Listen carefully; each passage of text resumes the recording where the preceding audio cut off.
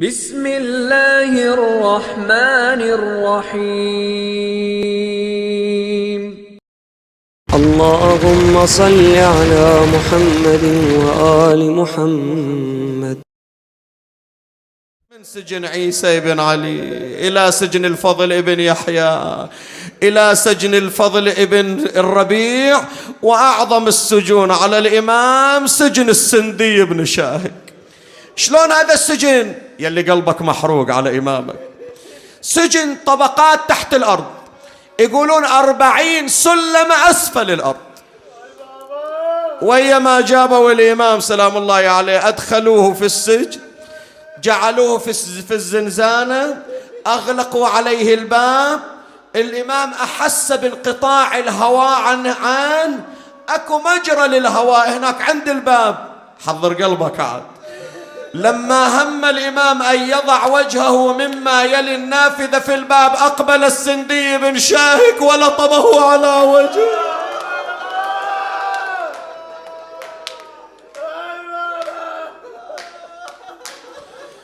يا مولاي يا باب الحوائج، اسمع أصوات شيعتك، اسمع هذه الندبة يا سيدي.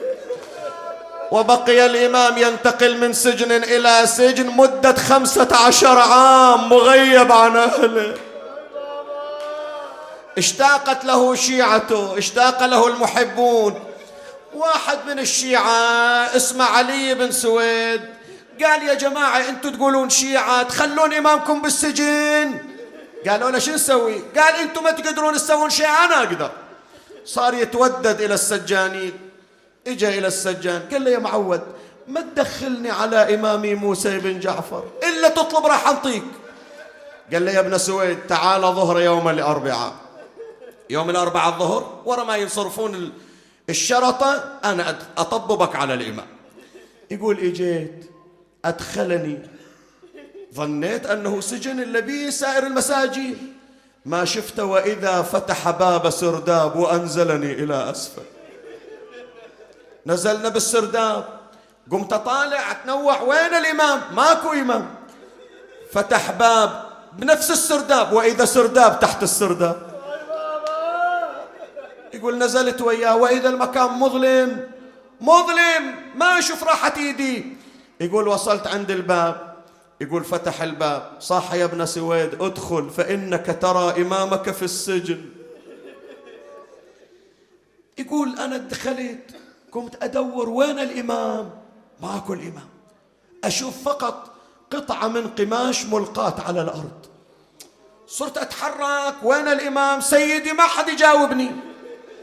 يقول ظنيت هذا يقشمرني، طلعت برا الزنزانة قلت له تعال أنا طالب من عندك تدخلني على الإمام، وين الإمام؟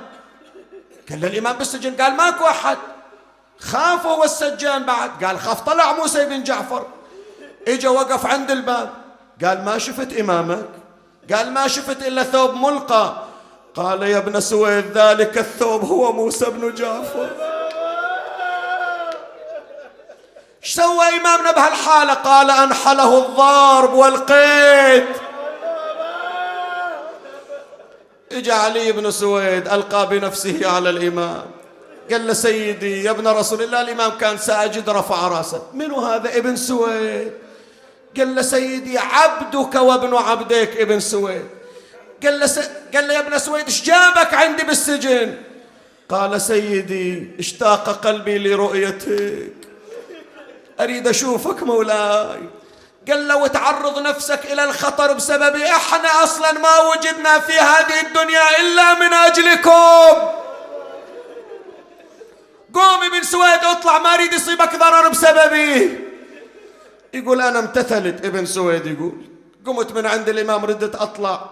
اسمع هذه كلمة الختام، وراح أدخل وياك الآن إلى ألفاظ المصيبة. عند الباب ابن سويد وقف، رجع إلى الوراء. الإمام شافه قال له يا ابن سويد مو قلت لك اطلع؟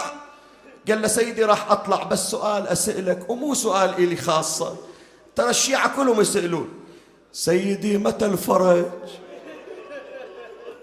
شو وقت راح نشوفك؟ متى راح تطلع وتقعد ويانا بالمجالس نسمع حكيك؟ قال له يا ابن سويد الفرج قريب. قال له متى قريب؟ قال له اليوم شنو؟ قال الأربعاء.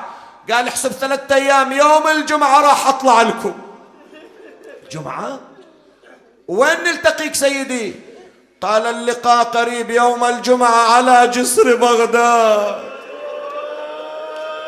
هو ابن سويد بعد من الفرحة ما سأل الإمام شلون راح تطلع. طلع من السجن قام يدور على بيوتات الشيعة، يا شيعة أهل البيت افرحوا، إمامكم راح يطلع يوم الجمعة. آخ آخ يا باب الحوائج. علقوا أعلام الفرح، كل واحد ناشر على بيته راية الفرح.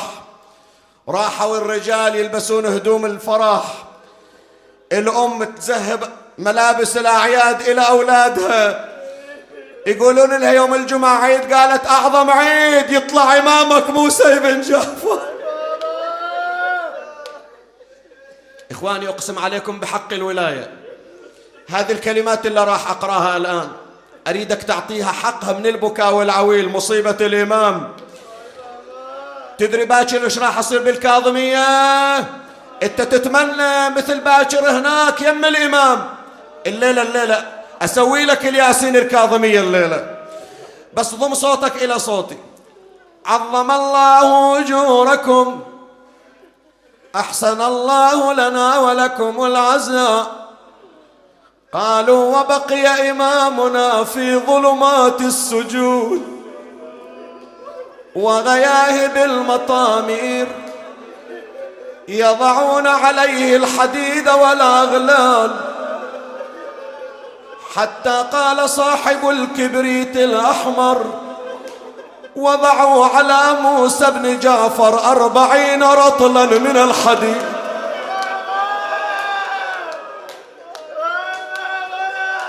وقد ورد في زيارته السلام على الساق المرضوض بحلق الحديد.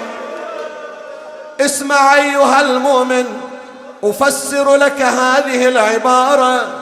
لما جاء السندي بن شاهك يريد وضع حلق الحديد على ساق الإمام، الحلقة تضرب بالمسامير ويستخدم في الضرب المطارق. لما هم بضرب تلك الحلقة وقعت المطرقة على رجل الإمام.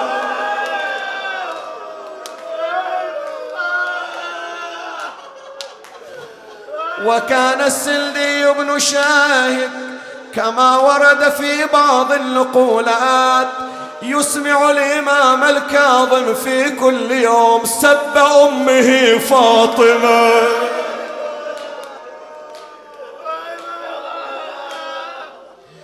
وكان إذا جاء إمامنا يريد أن يتنفس شيئا من الهواء وكل السندي بن شاهك رجلا كلما رأى الإمام مقبلا رفع يده ولطمه على وجهه.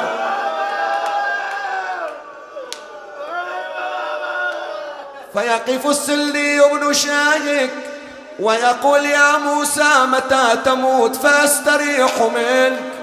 حتى دنا حمامه وتصرمت أيامه، فأرسل هارون الرشيد رطبا ممزوجا بالسم، ناولوه إمامنا الكاظم فأحس بأن أحشاءه تتقطع، اصرخ وإماما. وبقي الإمام في ذلك السجن يعالج حرارة السم، ليس معه أحد من أهل بيته ولا من عشيرته، حتى دنا أمر الله فوجه وجهه إلى جهة القبلة. يا الله يا الله يا الله، أصحاب الحوائج ارفع صوتك. مد يدين وأسبل رجلين وقرأ شيئا من القرآن، وحينها أطبق فاه وغمض عينيه وأشرق نور الله من جبينه وفاضت روحه الشريفة.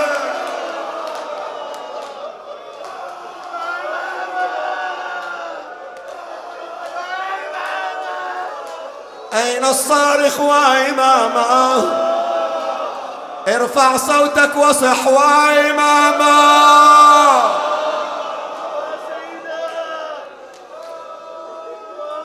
فأرسل السندي بن شايك على جماعة من وجهاء بغداد أشهدهم على أن الإمام مات حتف أنفه، لا مقتول ولا مسموم ولا مخنوق.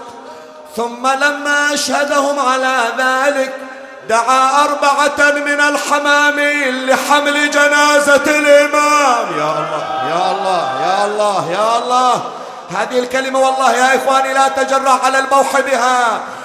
أقبل الحمالون يريدون رفع جنازة الإمام فثقل عليهم لفرط الأغلال والقيود. سيدي أطلب من عندكم العون. مولاي والله ما عندي جلد أقول هذه الكلمة، أعطيني إشارة من عندك يا باب الحوائج حتى أقراها. فجاء السلي بن شاهك يحمل حبلا ربطه في رجل الإمام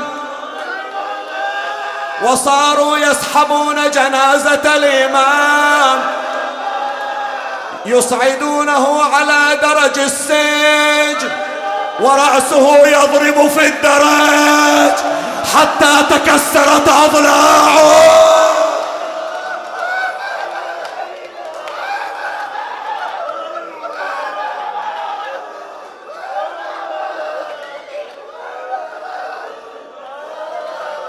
فأخرجوه مكسر الأضلاع مهشم العظام، وقد واسى بذلك جده الحسين، أما هو تكسرت أضلاعه على درج السجن، وأما جده الحسين رضت صدره خيل الأعوج.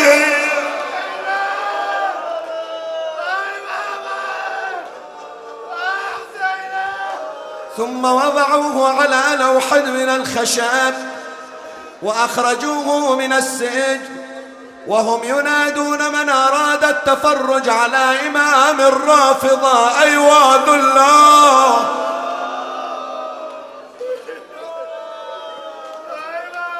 كان الشيعة واقفين ينتظرون خروج الإمام، وإذا بهم يرون جنازة قد أخرجت من السجن والقيود والحديد على صدرها وفي يديها ورجليها، وللحديد خشخشة في بدنهم.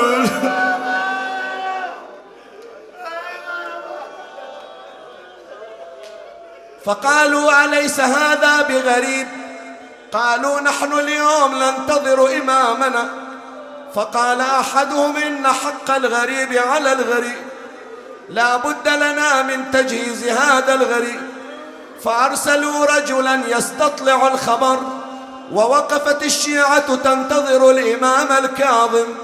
فبينما هم كذلك وإذا بالذي أرسلوه قد أقبل وهو شاق الجيب يضرب رأسه بحجار. قالوا ما عندك أجنلت؟ هم بأن يتكلم فانغلق لسانه. قالوا هذا الرجل هل له عشيرة؟ لم يستطع الكلام. في المرة الثالثة هل تعرفه؟ قال هذه جنازة موسى بن جعفر.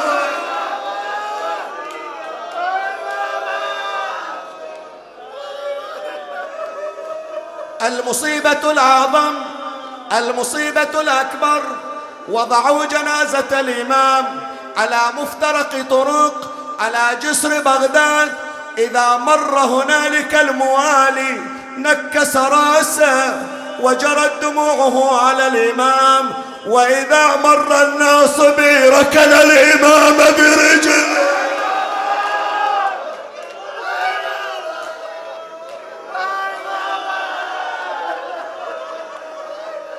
اطلب حاجتك، اطلب حاجتك. حالة الانكسار وهذه الدموع سبب لقضاء الحوائج. اكو امرأة شيعية راحت لزوجها، ويا ما دخلت واذا يشم من عندها روايح المسك والعنبر، شال ايده لطمها على وجهها، قال لها ولك ما تستحيل، امامنا على الجسر، تخلين المسك والطيب على بدنك. صاحت يا ابن العم ظلمتني، انا ما مخلي طيب على جسمي، من وين هذه الرائحة؟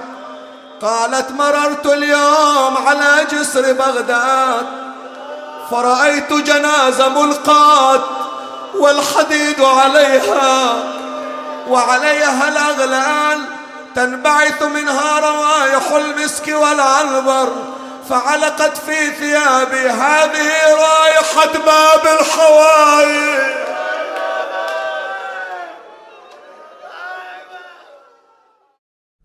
ما حلى مشية الشيعة من وراء نعش الإمام. لا والله أريد من عندك صوت أرفع. وإذا موسى بن جعفر عزيز على قلبك، وين ما عندك طاقة طلعها على جنازتها الغريب. ما حلى مشية الشيعة من وراء نعش الإمام. هلا هلا هلا بالأصوات. كاشفين الروس جملة من الشرى سود الأعلى، النساء جزت شعرها والزلم تضرب لها، على إمام بالسجن ميت ولا حد غمض. تعتبون علي؟ واحد يمكن من عندكم يعتب علي، يقول يا شيخ ياسين وديتنا إلى الكاظمية وكربلاء قريبة، ما تودينا إلى كربلاء؟ خليتنا نشيع جنازة باب الحوائج، وذيك الجنازة اللي بكربلاء ما نشيعها. منو من عندكم يريد يروح كربلاء؟ حاضر بالخدمة. عن غريب الغاضرية وين راحت شيعته؟ ليت حضرة وقبل ما الخيل رضت جثته.